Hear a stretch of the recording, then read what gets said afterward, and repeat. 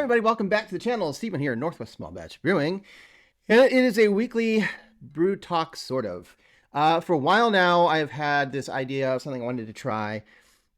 And the deal is I brew indoors, and I usually open up all my windows and doors, and I have a fan.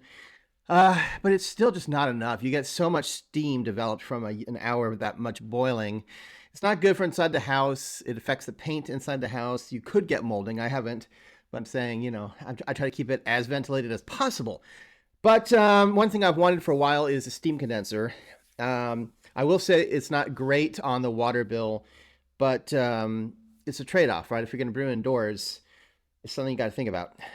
So I have a claw hammer brewing system, and it does not have a steam condenser option. I actually emailed and talked to Emmett about this, and he said that claw hammer did do some testing and just weren't happy or something with, I think, most of the amount of water it takes to run it or something like that. I don't know. But anyway, Bobby over at Brew Hardware hooked me up. I emailed him, and they sell sort of an aftermarket. Sorry, I'm holding the thing because it's vibrating. The metal's vibrating, and I hope it's not making a mess of my audio. He has a steam condenser that's sort of aftermarket, but you have to buy all the parts separately, and it's not very clear what parts you need. It's not listed out. There's no directions. So I emailed him and just double checked that I'd have everything I need. I did have to order this drill attachment. It is normally available on Bobby, Brew Hardware's website, but they were out of stock. And so I ordered this thing, and hopefully it's going to work. I don't even know what's going on here. Why do I have two drill bits? There's all kinds of things going on here. At any rate, what I'm going to do first, this is hard to explain because it's on the camera, but, and by the way, the top of my lid, it's clean. It's just the water streaked. So I normally have this facing front, and I'll want the port on this side because of how it's going to be sitting. So the port's probably going to go somewhere about here, something like that. So I have to drill a hole in the lid. Now you can put it in the side of your pot, but because I have a 10-gallon system, I don't want to. I just don't want to take any room. If I'm doing 5 gallons, I want it in the lid. I'll have to counterweight it, but that's fine. All right, so I'm going to go drill the lid. I'm not going to film that because I have to do it inside here. It's too cold. It snowed today, and I don't want to bring everything, the camera and stuff, out into my garage. So you're just going to have to believe me that this is going to hopefully drill through my lid. I'll be back when that's done. All right, I'm back. And boy, that was actually easier than I anticipated. It went through pretty quickly. Once you're done drilling the hole, wherever you're putting it, it'll be a little sharp.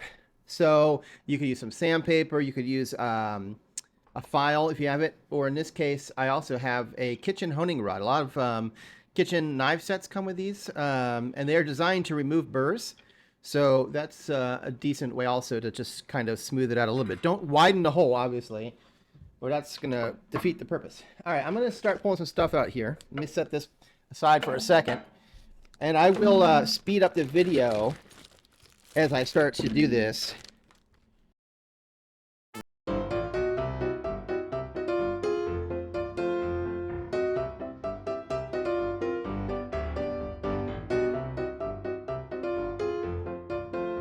All right, so let me start with the lid here and work backwards. So we know that we need the steam to come up through this hole. And I do know that this, where did it go? I am missing a piece. Hold that thought. All right, here we go. I got it now. I have taken it with me. That's the other thing is once you drill the hole, you can't undrill it. So make sure you pick the right spot that you want.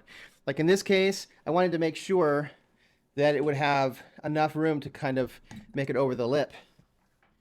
So anyway, this elbow is necessary if you're going to drill through the lid and not through the side of your pot, because it needs to be able to reach over. Now, so for this, we need some gaskets, I'm sure of it, something like this. And actually, let's do this. So it's going to need a couple of tri-clamps, but to connect it to this, I think we're going to need something like this. And this has to have some gasket or something with it. That's what's sort of shocking to me is I don't see one. So this one goes with this one. Sorry if you can't see what I'm doing. It's all right. I'm going to bring stuff in frame here. Fascinating. And this is just... Yeah. I'm saying fascinating because, like on the Kleinhammer system, this sprayer on top, I guess the bottom has the has a ring on it. The top doesn't. So I'm surprised this doesn't seem to have one. Anyway, this is all one piece. Bear with me here. Like I said, I'm learning this on the fly. I probably should have thought about that before I started making this video. But all right, so that's where that's gonna go. So, oh, it is okay. Okay, here we go. Here we go. All right. Oh, there is a gasket. It's on there. Okay, Bobby, I did not doubt you for a second. All right, so that piece goes right there. Boy, that doesn't go hang up very high, does it? I'm just looking at this, and now I'm thinking about the tri-clamp. There's no way that tri-clamp's going to be able to tighten on that. That is going to be a problem. How is that going to work? Wait a second. Let me think this through. Where's the sprayer part? So there's a sprayer part, which might be the part that goes... Boy, I'm so confused here now. Because that's not going to lay up high enough to get over the lip of my... It needs to be able to go higher than that. That's going to be a problem. These are, yeah, so that doesn't have anything to do with that part. Well, that's going to be a problem. Because, I don't know if you guys can see this, so the tri-clamp is going to go onto this.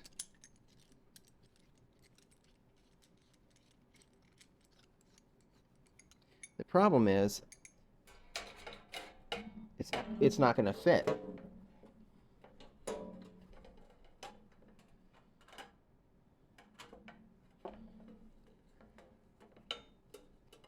Oh boy, maybe it will. Boy, it's going to be tight though.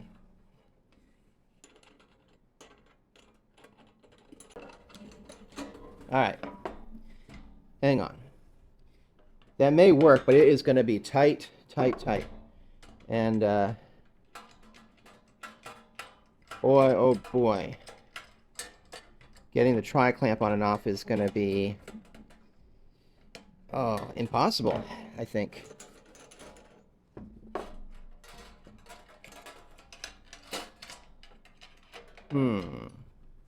This is why it would have been nice if this came with directions.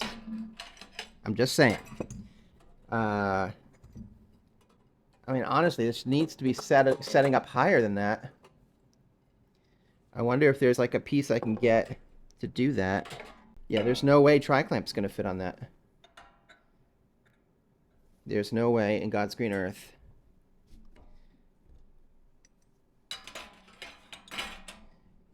I'd have to have a permanent tri-clamp on that. Well, let me see something. Let me see something. I might be able to do that. I'm just thinking, I have a cap that's going to go here with a tri-clamp. It's not ideal, but that could be there, and I could just permanently leave the elbow. Okay, so I think I got it. I'm obviously going to have to test this with just some water. Not only because I need to see the boil-off rate, but also to make sure that it is sealed. The combination of tightening it down, plus that allowed me to tighten the tri-clamp a little bit more, pulling it just slightly further away from this lip.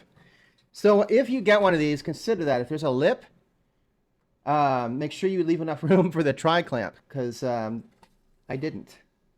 Although, like I said, it does look like it's super tight. I think it's going to work fine. Only one way to tell, right? Anyway, Bobby said I didn't need this big honking thing. He said I could hand tighten it, but I thank God I got it anyway. It's not very expensive, but it allows you to put this on the thing on the bottom here and get a nice, good, like, tight grip. Normally you just need a hand tight, but in this case, I needed it to really cinch down since I didn't leave enough room in the lid. All right, so this can go be put aside. That's done. What else do I got going on here? So this is your, what they call the steam slayer, and it's going to go here with a tri-clamp.